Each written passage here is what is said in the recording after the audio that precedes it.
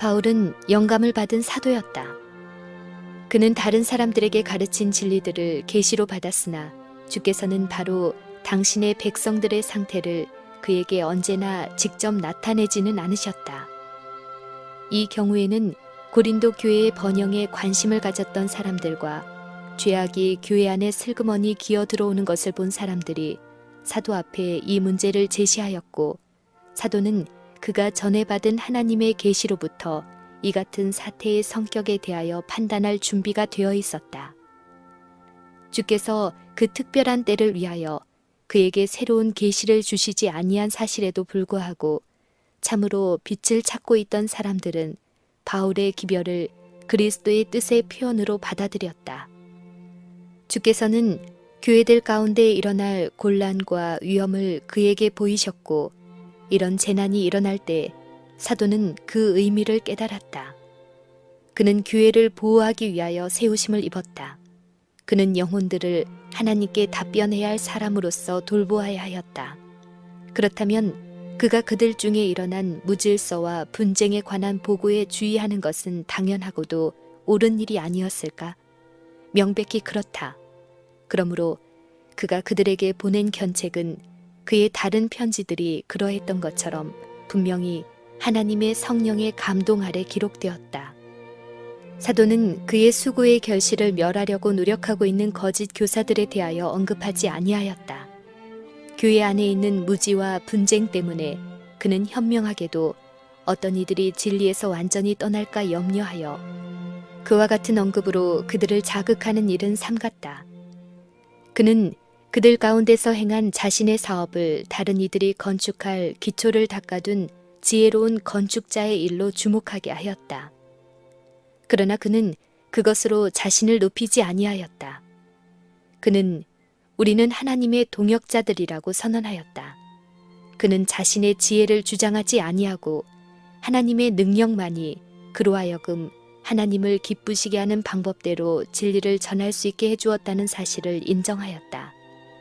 바울은 모든 교사들 중에서 가장 위대하신 그리스도와 연합함으로 모든 계급의 필요에 응하고 어느 때나 어느 장소에서나 어떠한 환경 아래에서도 적용할 수 있는 하나님의 지혜의 교훈을 전달할 수 있었다.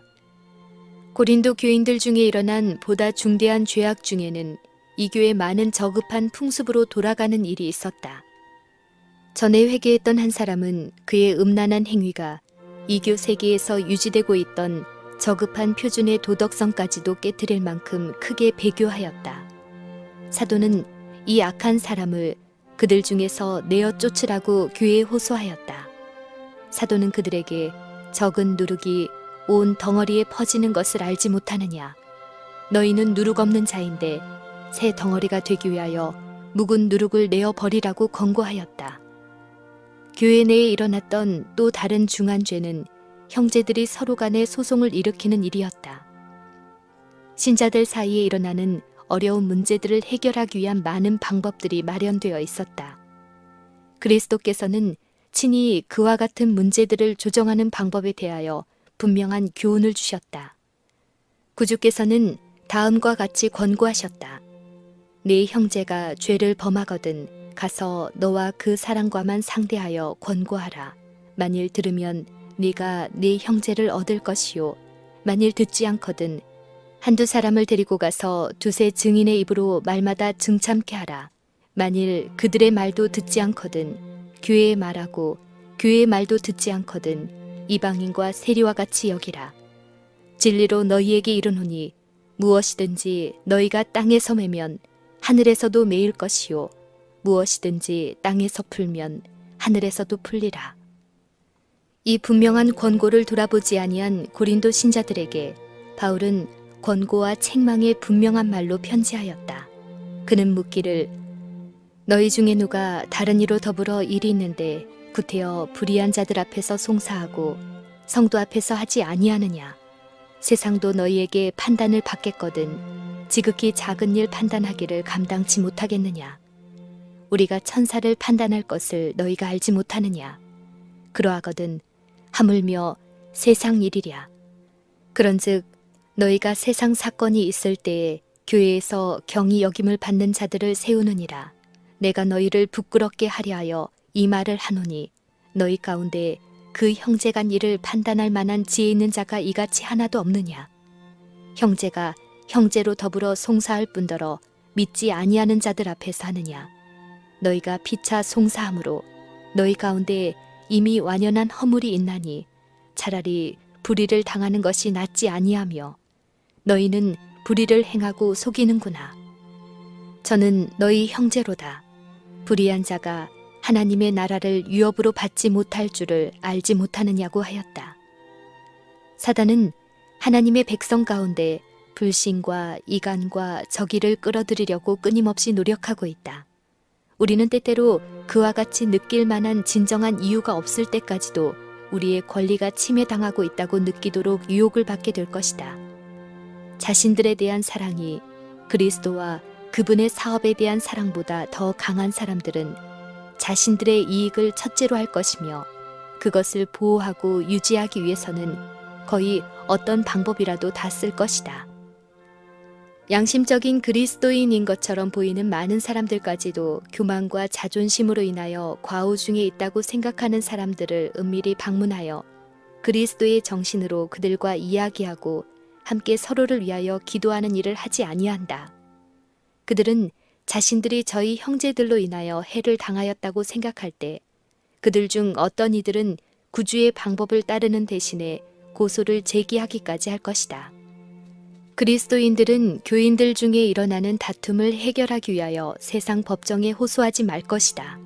그와 같은 다툼은 그리스도의 교훈에 따라 저희 스스로 해결하든지 교회가 해결해야 할 것이다. 비록 불법이 행하여졌을지라도 온유하고 겸손한 예수의 추종자는 교회 내의 형제들의 죄를 세상 앞에 공개하기보다는 차라리 자신이 속임을 당할 것이다. 형제들 사이의 소송은 진리의 사업의 수치이다. 서로 소송하는 그리스도인들은 교회를 원수의 조롱거리가 되게 하고 흑암의 권세가 승리하게 한다. 그들은 다시 그리스도를 상하게 하고 그분을 공공연히 모욕한다. 교회의 권위를 무시함으로 그들은 교회의 권위를 주신 하나님께 멸시를 나타낸다. 바울은 고린도인들에게 보내는 이 편지에서 그들을 죄악에서 지켜주시는 그리스도의 능력을 그들에게 보여주고자 노력하였다. 그는 만일 그들이 주어진 조건에 응하기만 한다면 전능하신 분의 능력으로 강하여지리라는 것을 알았다. 그들로 하여금 죄악의 속박을 깨트리고 주를 경외하는 가운데 거룩함을 온전히 이루는 것을 돕는 수단으로 바울은 그들이 회심하였을 때 그들의 생애를 바쳤던 그분의 요구를 따르도록 그들에게 촉구하였다. 그는 선언하기를 너희는 그리스도의 것이며 너희는 너희의 것이 아니라 값으로 산 것이 되었으니 그런즉 너희 몸으로 하나님께 영광을 돌리라고 하였다. 사도는 순결과 성화의 생애에서 이교의 부패한 행습으로 돌아가는 결과를 분명히 지적하였다. 그는 미혹을 받지 말라, 음란한 자나 우상 숭배하는 자나 간음하는 자나 도적이나 탐하는 자나 술 취하는 자나 후욕하는 자나 토색하는 자들은 하나님의 나라를 유업으로 받지 못하리라고 편지하였다. 그는 저급한 정욕과 식욕을 제어하도록 그들에게 간청하였다. 그는 묻기를 너희 몸은 너희가 하나님께로부터 받은 바 너희 가운데 계신 성령의 전인 줄을 알지 못하느냐고 하였다. 바울은 높은 지적 재능을 소유한 한편 그의 생애는 희귀한 지혜의 능력을 나타내었다. 이 능력은 그에게 민첩한 통찰력과 동정심을 주었고 그로 하여금 다른 사람들과 가까이 접촉하여 좋은 성격을 일깨움으로써 보다 고상한 생애를 위하여 노력하도록 감명을 줄 수 있게 하였다. 그의 마음은 고린도 교인에 대한 열렬한 사랑으로 충만하였다. 바울은 그들이 유혹에 대하여 그들을 굳게 해줄 내적 경건을 나타내는 것을 보기 원하였다. 바울은 그들이 그리스도인의 길에서 매 발걸음마다 사단의 회에 반대를 당할 것과 나날의 투쟁에 참가해야 할 것을 알았다. 그들은 옛 습관과 타고난 경향을 물리치고 항상 깨어 기도함으로 원수가 몰래 접근하는 것을 경계해야 하였다. 바울은 많은 기도와 끊임없는 경계를 통하여서만 보다 높은 그리스도인의 수준에 도달할 수 있다는 것을 알고 이 일을 그들의 마음에 주입시키고자 노력하였다. 그러나 그는 또한 십자가에 못 박히신 그리스도 안에서 그의 영혼을 회개시키기에 족한 능력을 얻고 모든 죄악의 유혹을 물리치기에 적합한 자들이 될 수 있음을 알았다. 하나님께 대한 믿음을 그들의 갑옷으로 삼고 하나님의 말씀을 전쟁 무기로 삼을 때 그들은 원수의 공격을 물리칠 수 있는 내적 능력을 받게 될 것이다. 고린도 교인들은 하나님의 일들에 대한 보다 깊은 경험이 필요하였다.